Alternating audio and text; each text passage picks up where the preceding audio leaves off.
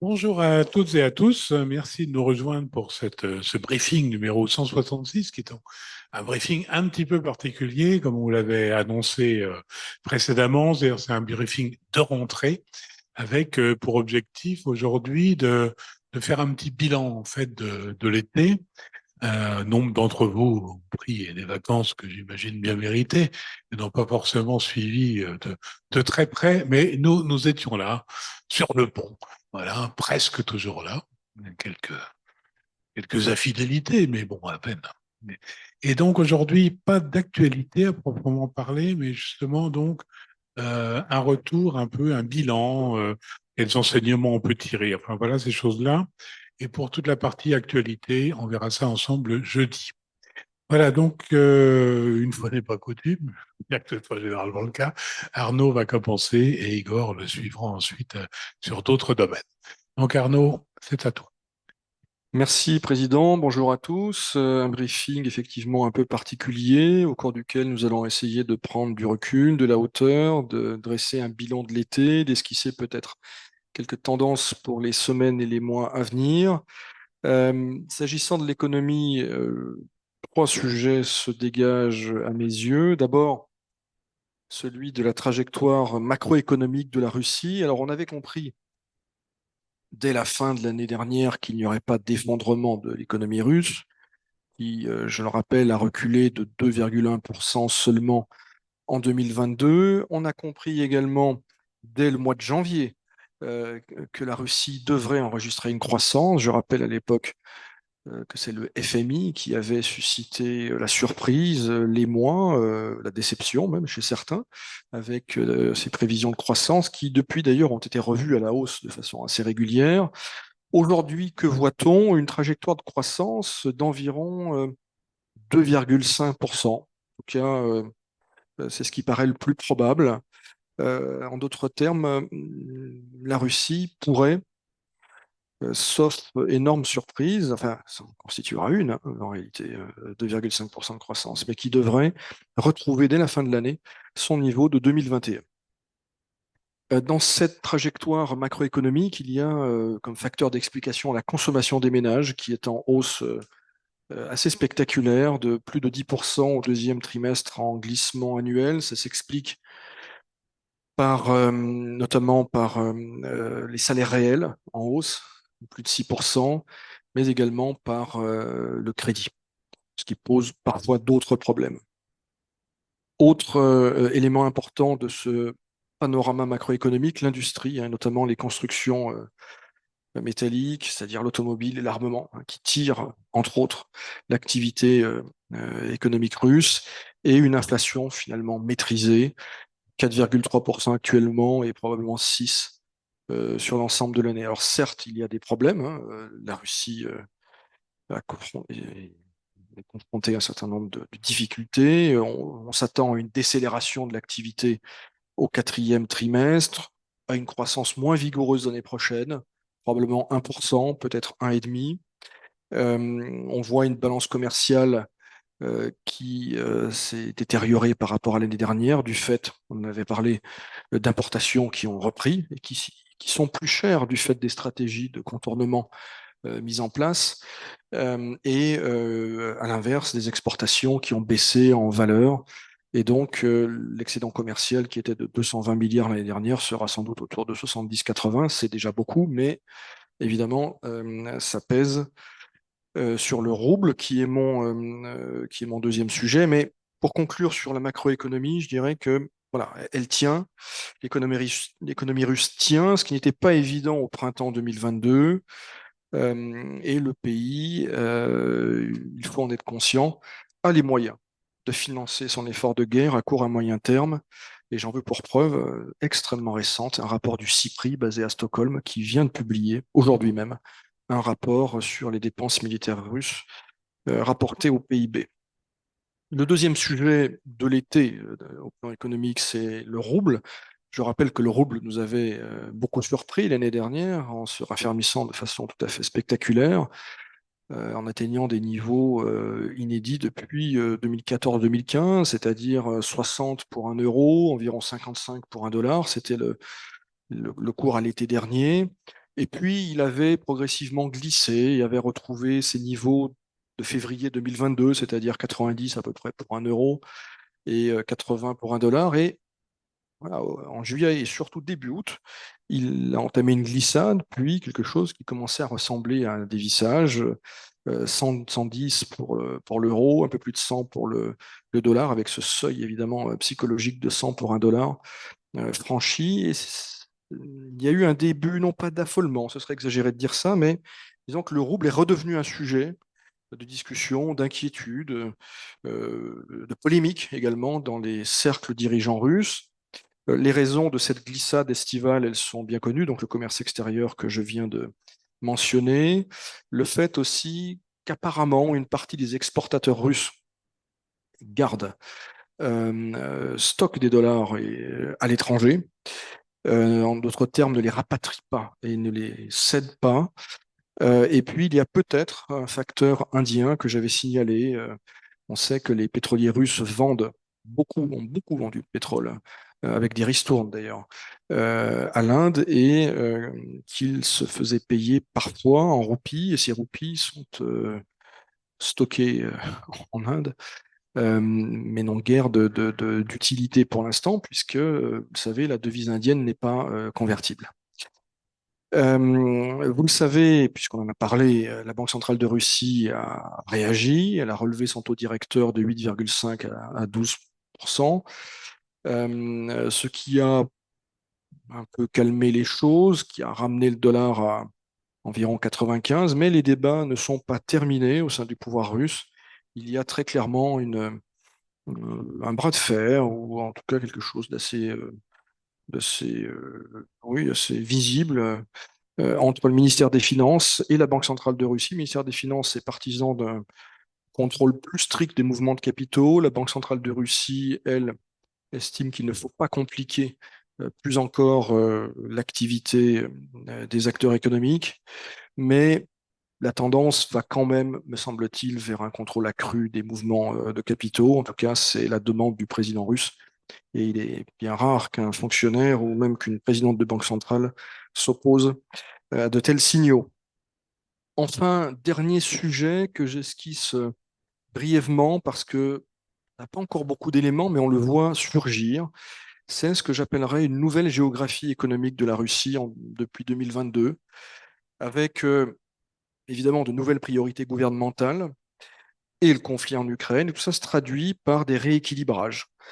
Alors, que veux-je dire par là? Qu'il y a peut-être, eh bien, peut-être que les perdants, ce sera un propos un peu biblique, les premiers et les derniers, les perdants des années 90 et 2000 sont peut-être en train de devenir les gagnants des années 2020. En tout cas, il y a des retournements qui s'esquissent dans les régions d'Omsk, de Smolensk et d'autres, qui étaient plutôt en dessous de la moyenne et qui enregistrent des taux de croissance importants. Tout ça s'explique évidemment par l'activité du complexe militaro-industriel. Est-ce que ce sera durable? Probablement, en réalité, quelle que soit la durée du conflit en Ukraine, puisqu'on peut imaginer qu'après cela, il y aura une phase assez longue de rééquipement et de montée en puissance de l'armée russe en temps de paix.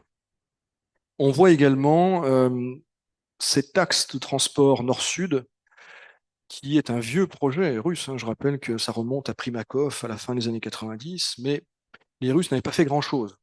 Eh bien, aujourd'hui, on voit des investissements, on voit des ports, on voit des chemins de fer via l'Azerbaïdjan qui se mettent en place en destination de l'Iran. On voit par exemple le port d'Astrakhan qui avait été important et puis qui était un cul-de-sac pendant des décennies et qui va jouer un rôle majeur dans ce couloir logistique nord-sud, dans cette nouvelle géographie économique de la Russie. J'en viens maintenant aux questions politiques et sociétales.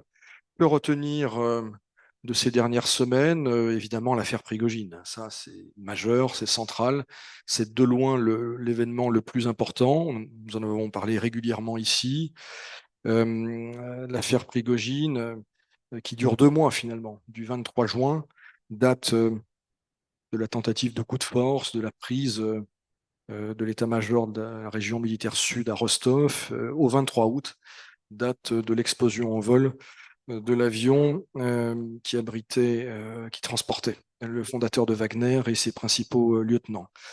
Il y a eu dans l'intervalle d'ailleurs des événements assez surprenants. On a tous à l'esprit cette rencontre entre Vladimir Poutine et Prigojine et la direction de Wagner, une trentaine de chefs de guerre au Kremlin, quelques jours seulement après la marche sur Moscou.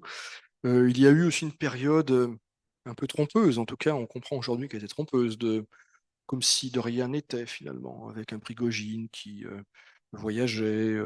Il y a eu aussi la migration, peut-être sans lendemain, vers la Biélorussie. En tout cas, cet épisode a constitué un choc pour beaucoup de gens, surtout d'ailleurs au sein des élites. Ça a été aussi pour nous tous une remise en cause d'idées reçues sur le pouvoir en Russie, sur Vladimir Poutine, sur la stabilité du régime. Il y a eu beaucoup d'articles sur le sujet en Occident, souvent pour s'en réjouir. Aujourd'hui, il y a un nouvel examen à faire, à mon avis. Et puisqu'on me demande de faire un bilan, je le fais, je me risque. Personnellement, j'estime que le pouvoir russe est aujourd'hui, non seulement n'est pas menacé, mais il est sans doute plus fort aujourd'hui et plus resserré que le 24 juin. Ça c'est un peu contre-intuitif. Les élites sont plus monolithiques aujourd'hui que, je vais dire que jamais non, mais que depuis de très longues années, y compris des années de mandat de Poutine.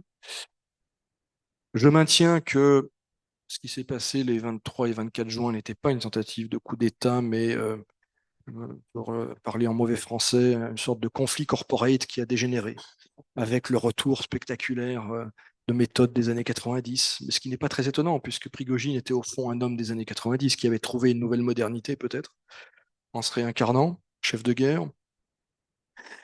Wagner n'existe plus et n'existera plus sous sa forme d'avant le 24 juin, avec une présence économique très forte en Russie, un accès à la commande publique majeur et un déploiement à l'étranger, au Moyen-Orient et en Afrique en particulier.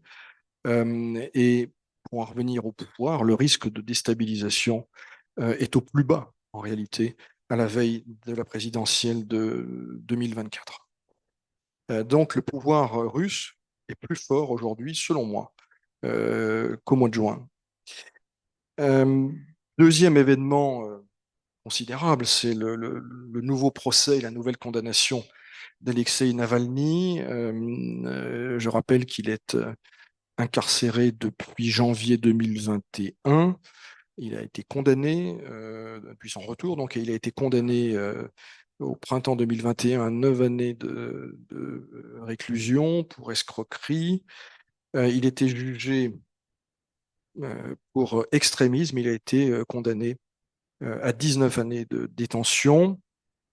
Navalny affirme qu'un nouveau procès se prépare à son encontre, cette fois-ci au titre du terrorisme à suivre, mais la tendance, elle est évidente. Cette condamnation est à rapprocher de celle antérieure de Vladimir Karamurza, 25 années, et plus récemment, toujours dans cette même veine, même si c'était un peu moins dramatique à ce stade en tout cas, vendredi dernier, le prix Nobel de la paix, Dmitri Muratov, a été déclaré agent de l'étranger par le ministère russe de la Justice. Donc on voit là un faisceau qui était déjà très visible, mais qui prend une ampleur encore plus grande. Je note que la répression touche également, j'allais dire, à droite et à gauche, au-delà j'allais dire, de la mouvance démocratique, entre guillemets. On avait évoqué ici le cas du sociologue Kagarlitsky, qui représente voilà, une pensée de gauche très affirmée, qui a été condamné pour extrémisme, je crois, à 9 années de prison, quelque chose comme ça. Et puis il y a Strelkov, le chef de guerre, figure historique du soulèvement dans le Donbass, qui n'a pas encore été jugé, mais qui est en détention préventive. Pour résumer, je dirais que l'étau sur la société n'a sans doute jamais été aussi resserré depuis 1984. Et il y a dans cette salle des gens qui ont des éléments de comparaison, je ne les citerai pas, ils se reconnaîtront. Quelques mots encore de la société russe. Qu'en retenir au-delà des sondages que nous analysons régulièrement? Je dirais l'inertie. L'inertie qui prévaut, sans surprise pour ceux qui connaissent la Russie, son héritage, ses mécanismes mentaux et sociaux. Il y a eu un pic d'anxiété à l'automne 2022. À l'époque, on s'en souvient, il y a eu plusieurs revers militaires dans la région de Kharkov notamment, et puis la retraite de Kherson, qui n'était certes pas une défaite, mais quand même. Et puis, il y a eu surtout la mobilisation partielle annoncée par le président russe fin septembre. Il y avait beaucoup d'interrogations à l'époque sur ce que ça pourrait provoquer, une onde de choc, des protestations. Alors, ça a provoqué de l'anxiété qui a été mesurée par tous les instituts de sondage, mais ces mêmes instituts notent finalement un retour à la normale, peut-être d'ailleurs à une fausse normalité qui, de mon point de vue, n'a pas vocation à être remise en cause tant que le mode de vie de la majorité de la population ne sera pas affecté par les événements en Ukraine, et il est possible qu'une majorité de la population ne soit pas affectée dans les mois qui viennent par les événements en Ukraine. En tout cas, pour ce qui est du niveau de vie, c'est une hypothèse tout à fait probable. Ceci dit, la situation générale au sein de la société reste indexée sur la situation militaire sur le terrain et donc sur l'éventualité d'une nouvelle mobilisation. Il n'est pas anodin de noter que, pas plus tard que samedi ou hier, le général Gorouliev, qui est député à l'Odoma d'État, et ressenti le besoin de rappeler qu'il n'y aurait pas de nouvelle mobilisation. Pourquoi? Parce que selon lui et selon Dmitri Medvedev, ancien président et numéro 2 du Conseil de sécurité, eh bien, la Russie atteint ses objectifs en termes de recrutement de contractuels. D'après les autorités russes, 280 000 contrats auraient été signés depuis le 1er janvier. L'objectif est fixé à 420 000 sur l'année. À suivre, évidemment, mais le cas échéant, effectivement, cela pourrait permettre à la Russie de régénérer des forces, d'envisager peut-être même une offensive l'année prochaine sans avoir recours à une nouvelle mobilisation formelle en tout cas. Aujourd'hui, donc, et j'en terminerai là-dessus, la popularité de Vladimir Poutine est autour de... Enfin, la cote d'approbation de l'action de Vladimir Poutine est revenue à un niveau classique, entre 70 et 80, et ces chiffres sont convergents. Ça va de Levada au Oftium, il n'y a pas de différence fondamentale. Mishustin, 50%, ce qui est plutôt élevé pour un Premier ministre. Et Mishustin est peut-être plus qu'un Premier ministre technique. Et donc, si je voulais terminer sur une note un peu provocatrice, et je vais le faire à mes risques et périls, je dirais que Vladimir Poutine peut envisager la suite finalement assez sereinement. Pourquoi? Parce que la contre-offensive ukrainienne, à ce stade en tout cas, semble enlisée, l'économie, je l'ai dit, tient, et l'opposition intérieure a été mise hors jeu. Mais, c'est un bémol important, puisque nous le savons, rien ne se passe comme prévu en Russie, nous allons continuer à suivre les choses de façon très attentive. Merci pour cet état des lieux, ce bilan remarquable, ces prises de risque dans la prospective. Voilà, donc effectivement, l'avenir nous le dira, tout à fait. J'ai deux petites questions. La première, le tas de roupies sur lequel la Russie est assise peut éventuellement servir à quelque chose en termes d'importation. Qu'est-ce que l'Inde peut proposer à la Russie? Au-delà du thé, il faudra voir s'il y a en tout cas des besoins russes identifiés. Euh, donc je précise encore une fois que c'est une hypothèse, c'est une hypothèse formulée par un ancien vice-président de la Banque centrale de Russie et qui paraît assez crédible. Donc il faudra voir effectivement ce que la Russie peut acheter, comment utiliser ses roupies. Est-ce que ça peut être aussi dans le cadre de ces fameuses stratégies de contournement, finalement des biens industriels ou autres dont la Russie aurait besoin, qui pourraient transiter par l'Inde. À voir. Mais en tout cas, je serais bien étonné que les compagnies pétrolières russes continuent à se faire payer en roupies durablement. Merci. En fait, je pensais à soit les domaines IT, où ils sont très forts en Inde, ou éventuellement même dans l'automobile avec le groupe Tata, qui est quand même assez remarquable, Pour notamment pour les l'automobile, camions et autobus, hein. alors les camions, les Russes sont plutôt, voilà, nos voisins de Kamaz savent faire des camions. Pour l'automobile, il semblerait que pour l'instant, ce soit les Chinois et les Iraniens qui profitent du retrait des Occidentaux. Et enfin, dernier point par rapport à l'intervention sur la mobilisation. Et il semble qu'actuellement, il y a beaucoup de mains tendues, enfin, au moins de publicité faite aux populations immigrées ici, alors notamment tous les anciens pays du bloc soviétique, on va dire, enfin de l'espace soviétique, Kyrgyzstan et tous ces pays-là. Est-ce que ça te semble réaliste? Est-ce que ces gens vont venir et est-ce que surtout ça peut être une main-d'œuvre militaire de qualité? Alors il y a deux sujets en réalité. Il y a d'une part celui que nous avions évoqué ici, celui des naturalisés russes en provenance des ex-républiques soviétiques et qui, depuis quelques jours et quelques semaines, se voient convoqués dans les commissariats militaires pour régulariser leur situation administrative et peut-être se voir exiger de servir dans les mois qui viennent. Et donc là, on parle de nouveaux citoyens russes. Et puis il y a, si l'on en croit certains titres de la presse britannique, des campagnes de recrutement euh, en direction de citoyens d'États étrangers, ce qui n'est pas toujours légal, ce qui n'est même pas légal en réalité. Donc des choses plus discrètes, mais qui, semble-t-il, existent. Alors, au nord du Kazakhstan, dit-on. Encore une fois, je ne sais pas. Je n'ai pas pu vérifier, mais peut-être. Également hors ex-URSS en Serbie. Où on sait qu'il y a des dizaines de combattants serbes qui combattent depuis des mois dans le sud de l'Ukraine, côté russe. Mais il semblerait que les choses soient un peu plus ambitieuses et que l'on évoque désormais non plus des dizaines, mais des centaines de combattants. Et dans un cadre de recrutement plus centralisé. Encore une fois, peut-être. Ça paraît crédible en tout cas. Alors, on va finir ta partie avec une question importante. Quid de la candidature de Strelkov en 2024?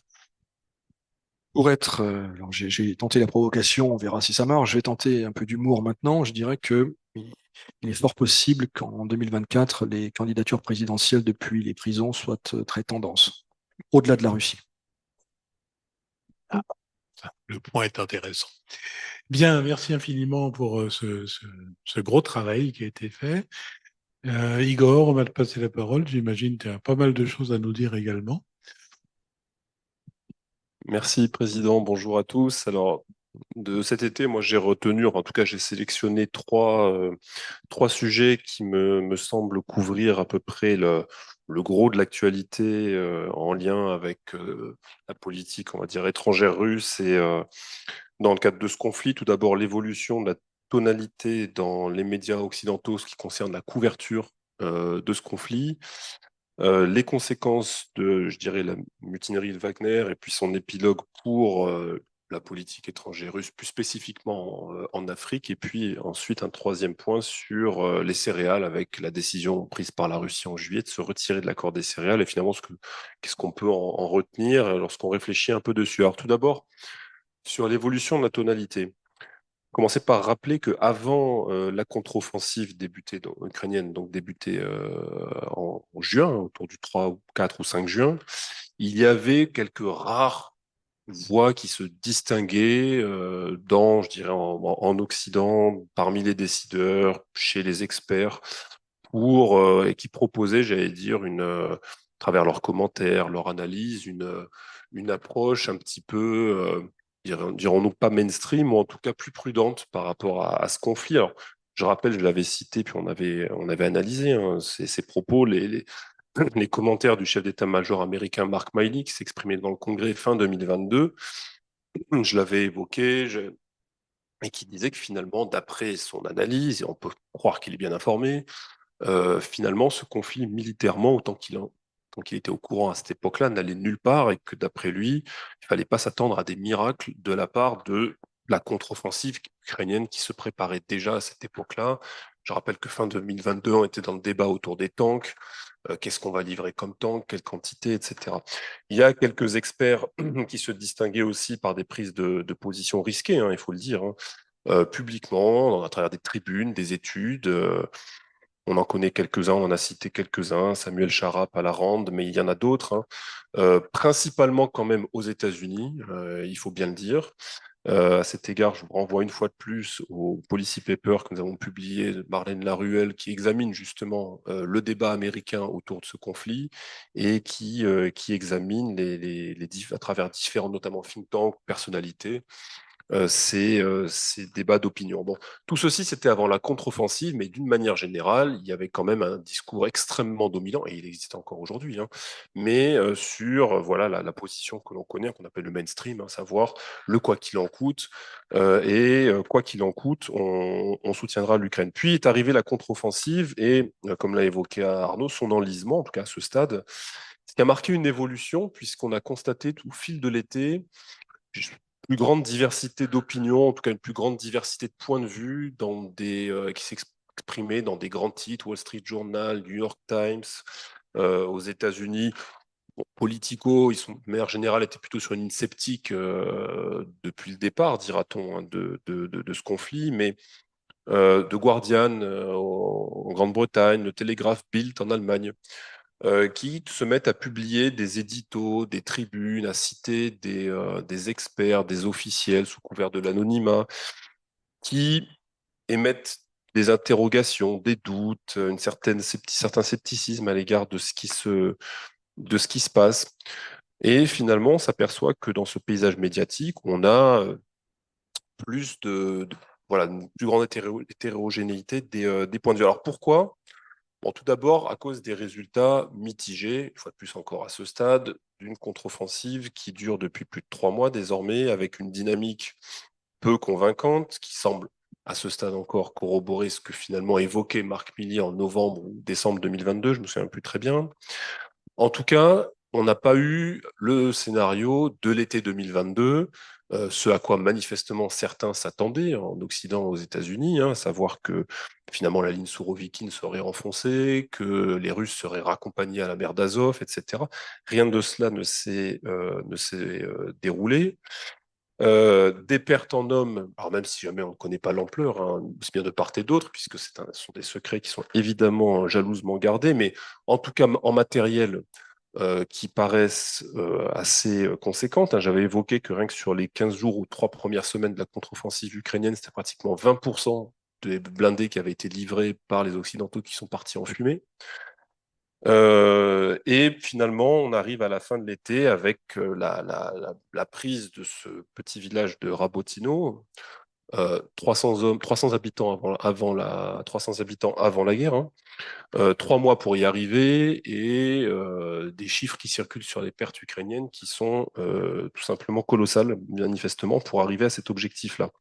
Donc, premier élément qui suscite, c'est-à-dire sur léger rééquilibrage. Deuxième élément, qui est, je dirais, le corollaire de ce premier point, c'est la prise de conscience de l'inadéquation entre les moyens et les objectifs, entre les délais qui sont nécessaires à la fois pour débloquer des volumes de munitions, pour débloquer des parcs de chars, des parcs de véhicules blindés, des délais pour former des futurs pilotes de F-16, et la réalité du champ de bataille que j'essaye d'évoquer ici en filigrane au fur et à mesure des séminaires, la consommation en munitions, qui est énormissime, puisque c'est une guerre qui est une guerre d'artillerie, une guerre d'attrition. Les destructions de matériel que j'ai évoquées, donc une forme d'inadéquation qui provoque de la frustration manifestement côté ukrainien. En tout cas, je l'ai évoqué cet été, une frustration qui est évoquée par M. Zelensky, qui à son tour provoque de l'irritation côté britannique, côté américain. On l'a senti quand même à Vilnius, et puis derrière des révélations qui sont distillées au fur et à mesure de l'été sur la façon dont se sont passés les rendez-vous entre M. Zelensky et ses soutiens. Manifestement, le premier rendez-vous entre M. Zelensky et M. Biden à la Maison-Blanche, on a compris après coup que les choses s'étaient pas forcément très très bien passées, puisque M. Biden a été irrité par le ton, hein, de M. Zelensky. M. Ben Wallace qui a démissionné, qui parlait d'Amazon, hein, en expliquant on n'est pas Amazon, on ne nous met pas une liste sur la table en nous disant il nous faut ça. Donc on comprend quand même que voilà, cette situation sur le champ de bataille provoque évidemment de la frustration, des attentes qui ne sont pas satisfaites côté ukrainien. Troisième élément, qui est là aussi le corollaire de ce que j'évoquais avant, une inquiétude grandissante quant à j'allais dire, la logique de bloc ou la solidité du bloc dans le temps. C'est-à-dire que le temps faisant son œuvre, commence à avoir des doutes, et je les évoquais encore la semaine dernière, sur finalement, quid de cette solidité du bloc à l'horizon 2024.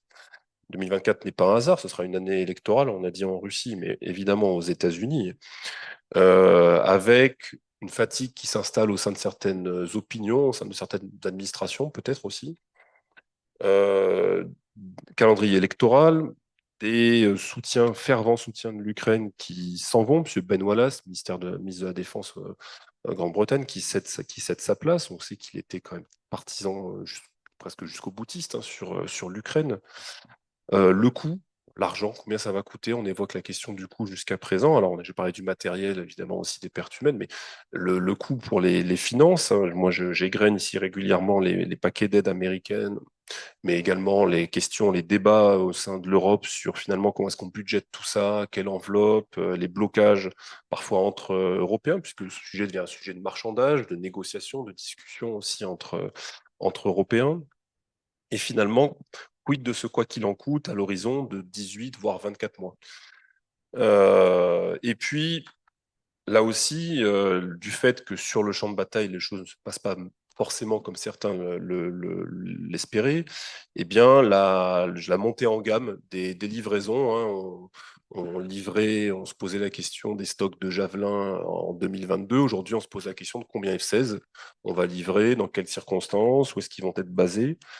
Donc une montée en gamme que là aussi j'avais signalé, je signale régulièrement, avec aujourd'hui des obus à l'uranium appauvri qui manifestement vont être livrés en complément des chars Abrams.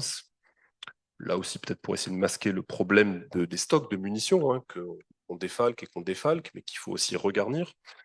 Et donc cette idée de monter en gamme, pour essayer de peut-être essayer de faire la différence sur le champ de bataille in fine, alors que jusqu'à présent, cette montée en gamme ne s'est pas révélée porteuse. Alors certains diront à cause des délais, si les décisions avaient été prises plus rapidement il y a 12 mois, ben aujourd'hui on serait peut-être pas là, mais bon, comme disait je ne sais plus quel philosophe avec des scies, on coupe du bois. Et puis la question de savoir finalement jusqu'où, à l'inverse, si finalement tout ça marchait, si in fine, la ligne Sourovikine venait à céder, si finalement le fameux corridor terrestre était brisé, si même par un coup aujourd'hui de baguette magique, les Ukrainiens arrivaient à revenir aux frontières de 91, est-ce que pour autant la guerre s'arrêterait? Est-ce que le jour où ces troupes arriveraient aux frontières de 91, du jour au lendemain, la Russie dirait bon, bah, très bien, on arrête la guerre? Très franchement, on peut avoir des doutes.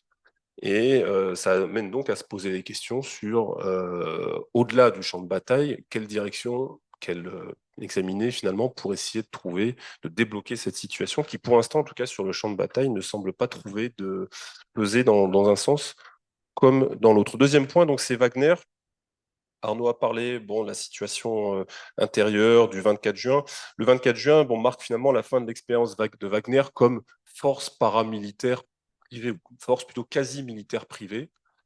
Une expérience qui s'est avérée. Alors, il faut dire qu'en Russie, évidemment, ça reste unique, mais que Wagner en tant que tel n'est pas unique dans l'histoire des sociétés militaires privées. Il y avait une société militaire privée très connue qui s'appelait Executive Outcomes en Afrique du Sud, qui avait le même business model que celui de Wagner, c'est-à-dire que au-delà des services de sécurité, de formation, etc., qu'elle pouvait fournir, elle allait aussi faire du premier échelon, faire du choc, du combat, en se fournissant sur les ressources du client, en Angola, en Namibie notamment. C'est une expérience qui a duré quelques années. Executive Outcomes, c'est la charnière de la fin des années 80, début des années 90, et qui, là aussi, a périclité un petit peu, finalement, d'elle-même, on dira-t-on.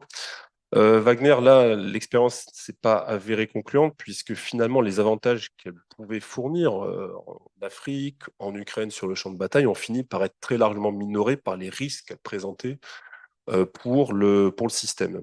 Alors, après la disparition de l'état-major de Wagner le 23 août, qui est finalement le vrai épilogue du 24 juin. 24 juin s'est conclu par un accord tactique et tout à fait provisoire entre les parties. Eh bien, l'objectif est de savoir comment finalement la Russie va être en mesure de conserver ses positions de Wagner, en tout cas que Wagner assurait, en Afrique du Nord, au Moyen-Orient et en Afrique. Ça, c'est une vraie question qui agite beaucoup de monde. Et plusieurs questions se posent. D'abord, sous quelle forme, puisque M. Prigogine n'étant plus, ses talents d'organisateur qui étaient reconnus, sa fortune personnelle qui assurait une stabilité, forme de stabilité, mine de rien, pour les opérations du groupe, eh bien, il va falloir trouver une nouvelle forme, une réorganisation, je dirais, structurelle de cette constellation qu'est Wagner. Deuxième question, c'est conserver le capital humain, et c'est lié à la question de la forme, sous quelle forme va subsister Wagner, le capital humain qui est la vraie valeur ajoutée de Wagner, et puis rassurer les clients africains de Wagner, qui ont dû assister évidemment avec stupéfaction, un peu comme nous tous, au 24 juin, et puis qui ont dû être aussi échaudés par ce 23 août. Savoir finalement où est-ce qu'on en est, qu'est-ce qui va se passer. Et ça, c'est probablement une des missions de M. Younoussbek Evkourov, ministre adjoint de la Défense, qui réalisait une tournée en Afrique du Nord et en Afrique subsaharienne, d'aller rencontrer ses clients, ou futurs potentiels clients, prospects, dira-t-on, de ce qui était avant Wagner, pour probablement les rassurer et leur expliquer un tant soit peu comment les choses vont, même peut-être de manière transitoire, mais fonctionner. Wagner, c'était un acteur et un vecteur d'influence pour la Russie en Afrique, avec comme principal vecteur celui de la sécurité. Et donc, à mon avis, s'il y a des leçons à tirer, c'est finalement de voir que ce vecteur a été fragilisé à travers cet été 2023, entre le 24 juin et jusqu'à aujourd'hui. Et manifestement, parmi les leçons à retirer, eh bien, c'est que il serait probablement judicieux de ne pas faire reposer cette influence uniquement sur le vecteur de la sécurité, sur le traditionnel vecteur de la coopération militaro-technique, mais finalement d'élargir la base de ces vecteurs pour éviter que, lorsqu'il y a des épisodes comme celui-ci, eh bien, finalement, les bases de la Russie soient fragilisées, quels que soient les horizons. Là, en l'occurrence, c'est l'Afrique, qui a donc nécessité de sortir de ces vecteurs un peu traditionnels, d'en ouvrir d'autres, d'en créer d'autres.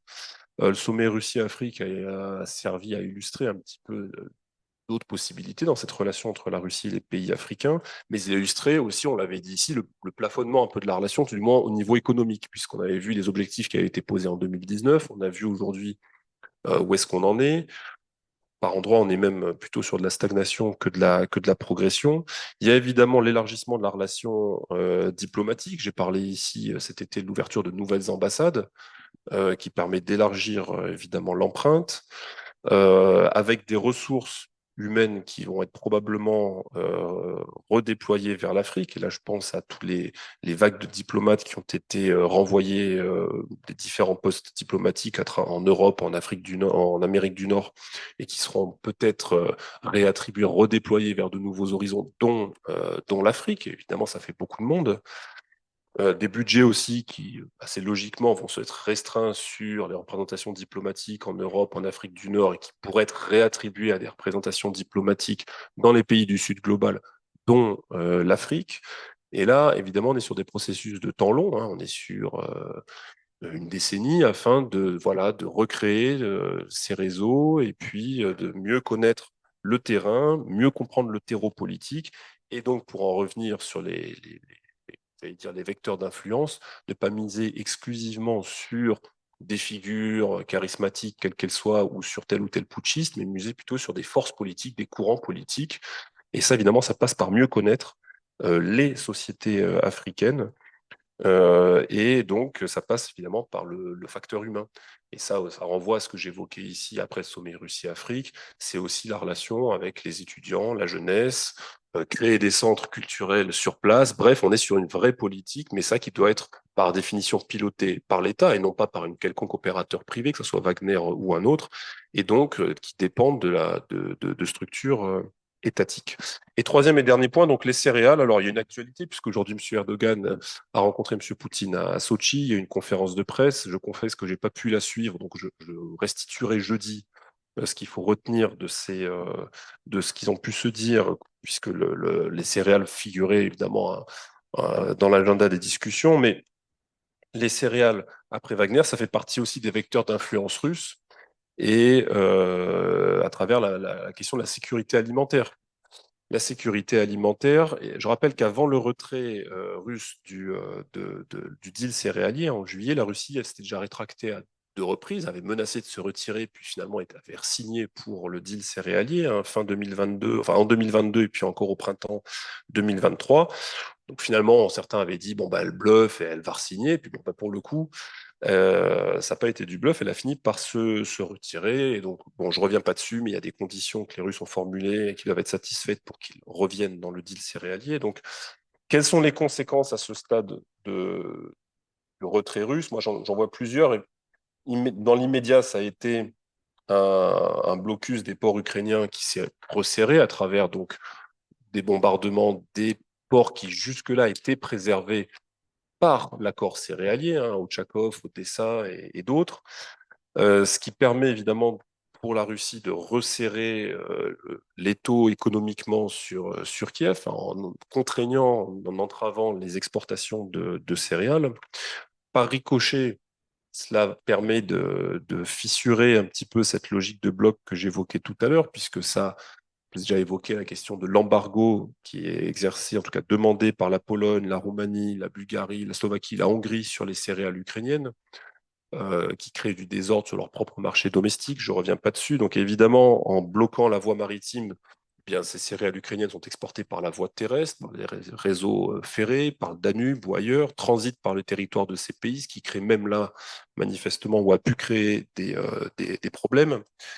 Et en revanche, il y a un retour de flamme. Le retour de flamme, c'est que cela accentue cette décision de se retirer, la pression sur les infrastructures russes en mer Noire, les infrastructures portières, les bases navales, les ponts, puisque l'Ukraine, depuis juillet, se livre régulièrement à des raids sur ces infrastructures en envoyant des drones.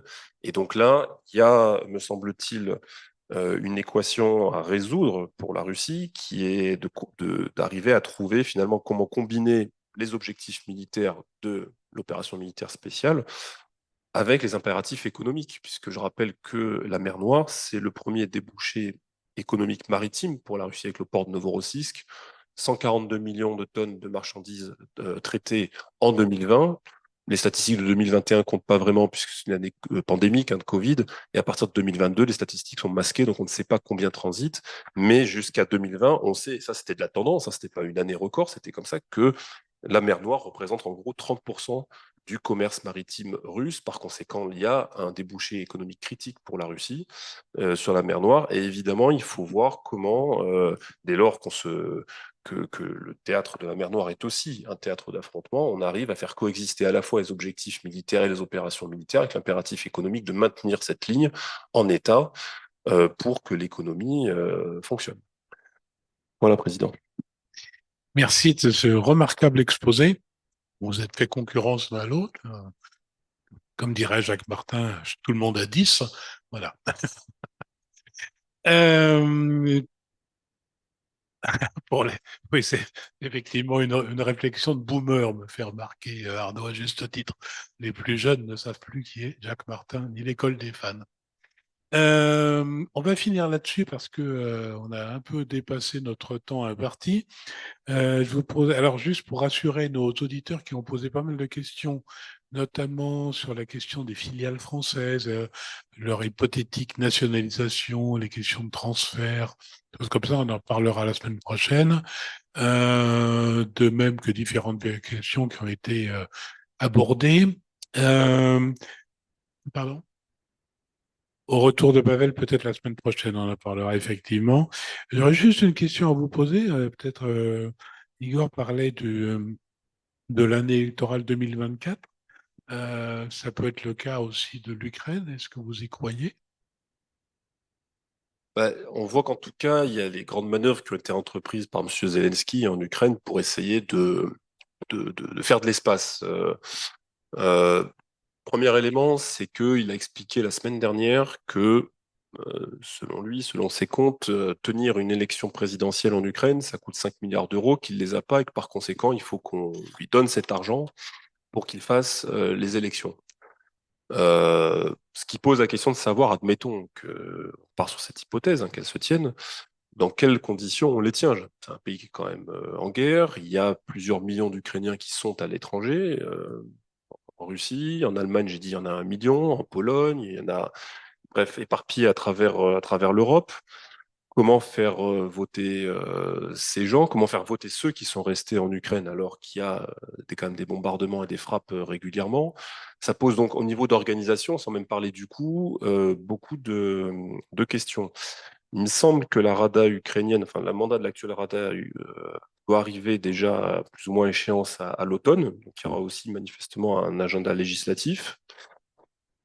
Pas un hasard si M. Kolomoïski a été arrêté, peut-être aussi à ce moment-là. Je rappelle que c'était celui à qui on considère qui est celui qui a fait monter M. Zelensky. Il en a fait quelque part, d'une certaine manière, le président ukrainien, qui a financé sa campagne, qui l'a vraiment sponsorisé. Bon, il a été arrêté, hasard ou coïncidence du calendrier. Il faudra voir. Donc, euh, j'ai quand même l'impression qu'il sera difficile de tenir cette élection dans les circonstances que l'on connaît. Ne serait-ce que parce que le pays est évidemment en guerre. Merci. On va donc finir là-dessus. Merci à tous. D'abord à vous deux de vos interventions brillantes comme toujours. Merci à nos auditeurs de leur fidélité. Vous êtes toujours plus nombreux à nous suivre. C'est un vrai motif de satisfaction. Donc n'hésitez pas à poursuivre les pouces bleus sur YouTube, le partage, voilà tout ça pour que la bonne parole soit portée urbi et orbi via le sosie officiel de Prégogine. Comme toujours, la CCIFR se tient à vos côtés. Tenez bon.